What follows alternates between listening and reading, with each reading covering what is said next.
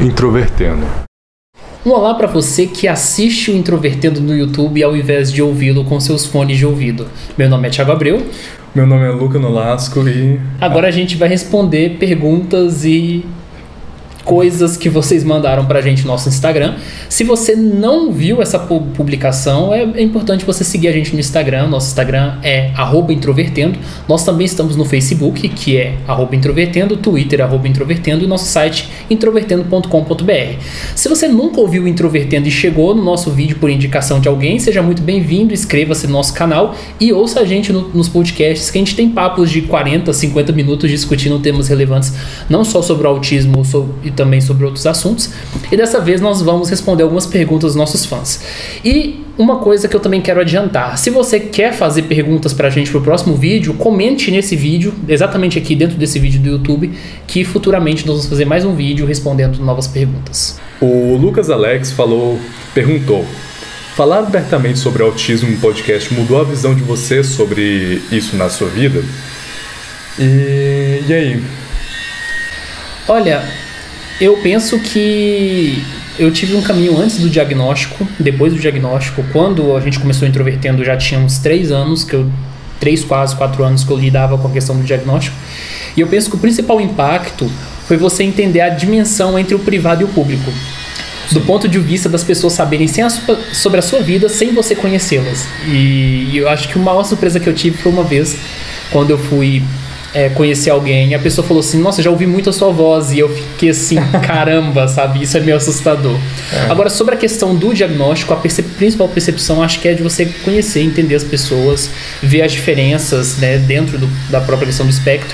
Mas isso também eu já tinha um pouco antes do próprio podcast, com a nossa convivência, né, e tudo mais. E pra você? Bom, pra mim, eu ainda vejo o podcast pra mim como um projeto no qual eu não tenho nenhuma noção de, sei lá, o meu vizinho tá escutando, se a pessoa que eu tô vendo na rua tá escutando, porque pra mim não está. Então seria um grande susto se acontecesse isso que o Thiago disse. Mas sobre a visão do autismo que eu tenho na minha vida, não acho que chegou a mudar com o podcast. Chegou a mudar um conceito que eu tinha sobre a quantidade de pessoas que convivem com autismo. Isso mudou bastante, porque sempre foi algo que eu vi como muito restrito. Não, é muito presente. Mas sobre o próprio autismo, não chegou a mudar, porque com a própria convivência que eu tinha com o Thiago antes, com as pessoas de um grupo de autistas que tínhamos juntos antes, que minha percepção sobre autismo foi se construindo, foi se solidificando. Mas com o podcast foi muito mais uma visão de como que isso permeia a sociedade e não como que isso me afeta ou me caracteriza.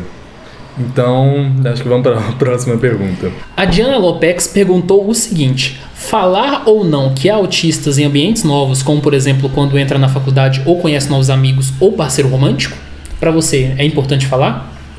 Então, para mim é muito importante, porque eu tenho a percepção de que caso eu não comente, isso é até um certo preconceito meu, caso eu não comente, a pessoa pode ficar com uma impressão estranha de mim, uma impressão de que, nossa, às vezes faz comentários que não cabem muito no momento e coisas assim. Então, eu sempre tento comentar logo quando eu conheço a pessoa, para evitar o desgaste de a pessoa conhecer muito depois e criar todo um conceito já de mim muito depois que me conheceu. Então, eu prefiro que ela, desde o início, saiba, até para ter para a pessoa ter uma percepção diferente do autismo do que ela tinha antes.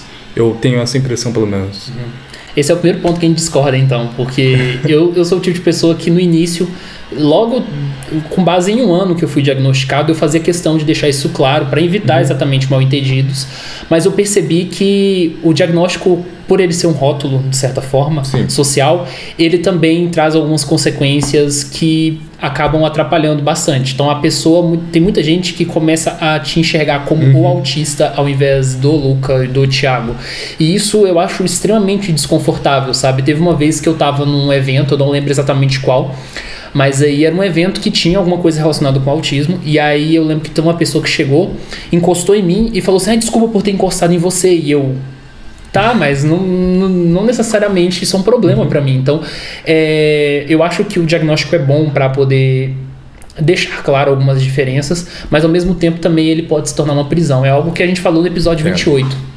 A minha percepção disso já é quase que contrastante mesmo, porque eu vejo como, sim, isso no início a pessoa com certeza vai trazer conceitos prévios sobre o que é autismo, sobre como que eu vou me portar e coisas assim, e falando sobre o diagnóstico logo cedo, vai fazer exatamente o trabalho de, com a convivência comigo, a pessoa vai perceber que, poxa, tais conceitos que ela tinha não eram exatamente corretos. Poxa, você pode encostar assim em mim que eu não vou ficar perturbado, coisas assim. Porque existem graus, existem diversas particularidades. Né? Então, a minha namorada, inclusive, o conceito dela sobre autismo mudou muito com a convivência comigo, porque ela tinha conceitos antes, assim como quase toda a sociedade, que mudaram comigo. E eu sempre faço questão de, com amizades que eu vejo que eu quero que durem, eu tento ao máximo trazer isso para a pessoa. O que eu faço geralmente é o seguinte: a pessoa me conhece por um tempo, sei lá. Por exemplo, se for uma questão romântica, eu saio com a pessoa, depois da primeira vez que a pessoa me conhece, passou um tempo, a pessoa se acostumou comigo, eu conto.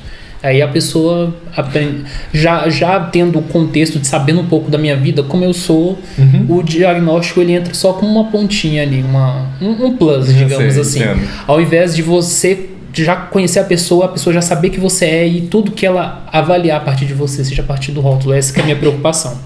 Próxima. Da própria Diana Lopex também. Como se fazer valer dos direitos da pessoa com deficiência em situações sociais? Por exemplo, usar a fila ou assento preferencial. Então, esse é um tema que me afeta um pouco diretamente, porque eu faço uso do cartão de pessoa com necessidade especial, que no caso, pessoas do espectro autista têm direito a usar esse cartão. De ônibus, né? No caso, cartão de ônibus, que perdão. Varia também em algumas cidades. Por exemplo, Goiânia você pode ter o chamado passe livre, mas muitas cidades não têm também. Em Goiânia você tem direito a qualquer assento ou qualquer fila de pessoas com necessidade especial e direito a 6 passagens de ônibus por dia.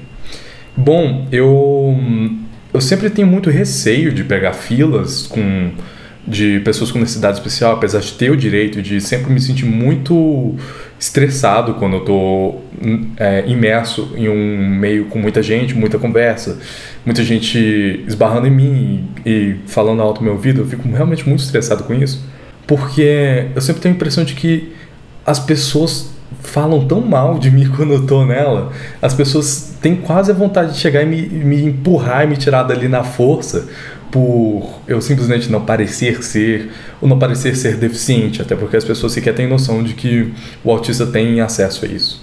Que eu tenho medo de pegar, não consigo me sentir confortável com isso. Ao mesmo tempo que, por exemplo, existe uma fila especial para uma linha de ônibus de Goiânia que eu pego todo dia de manhã, porque eu me sinto confortável de pegá-la, porque existe um fiscal que ele fiscaliza a entrada de pessoas, e ao mostrar o meu cartão de necessidade especial, eu me sinto validado o suficiente para conseguir pegar a fila. Coisa que, se não tivesse esse fiscal, não me sentiria nem um pouco. Próxima pergunta. Vocês pedem por material adaptado na universidade ou por avaliações adaptadas? Então, acho que as situações variam. Com relação à equipe do Introvertendo no geral, quase ninguém precisou, eu acho, grande parte. Na verdade, o tipo de adaptação necessária foi terapia, foram algumas assistências estudantis do ponto de vista financeiro. Então, no meu caso, particularmente, eu nunca precisei de nenhum tipo de material adaptado. E ela perguntou o seguinte: o Luca contou para os pais sobre a descoberta da bissexualidade? Minha mãe não aceita bem nem o fato de eu ser autista ou ateia. Não gosto de me expor a ela. Então, não só sobre a questão da sexualidade, como da questão da religiosidade, vou trazer esses dois tópicos rapidinho. Questão da religiosidade, minha mãe é espírita e meu pai é ateu. Então, na minha casa, foi bastante tranquilo o fato de eu ser ateu, porque não trouxe nenhum tipo de atrito. Não foi nem um pouco problemático, não precisei me assumir. E sobre a bissexualidade, não tive um momento de falar: ok, mãe, eu sou bissexual, espero que você lide com isso. Ela simplesmente sempre teve dúvidas ou questionamentos sobre o fato de eu ser ou não heterossexual, inclusive dizendo ela, se eu não namorasse uma menina, no caso a Mariana, ela diria com certeza que eu sou homossexual sem o menor problema com isso. E nesse momento, inclusive, eu falo abertamente para ela, não, mas eu sou bissexual, tanto faz. Então, eu nunca tive esse momento de falar abertamente, mãe, eu sou bissexual, eu só falo casualmente isso, ela nunca teve problema, nunca manifestou nenhum tipo de atrito ou de desconforto com isso, ela não se importa. Com meu pai, eu nunca tive a vontade de falar com ele sobre isso, porque ele não mora comigo. Ele só em finais de semana vem para casa, então, como eu não tenho esse contato com ele, eu não acho que tenha necessidade. Não acho que ele iria me tratar de maneira diferente ou até ficar desconfortável com isso. Só não vejo como algo necessário. E se vocês quiserem saber um pouco sobre a história do Luke e não chegaram a ouvir, é só ouvir o episódio 35, que é o episódio de bissexualidade. Então, pessoal, esse vídeo começou a ficar muito grande e a gente vai ter que dividir ele em 2, então daqui a alguns dias vocês verão a segunda parte com mais algumas perguntas respondidas.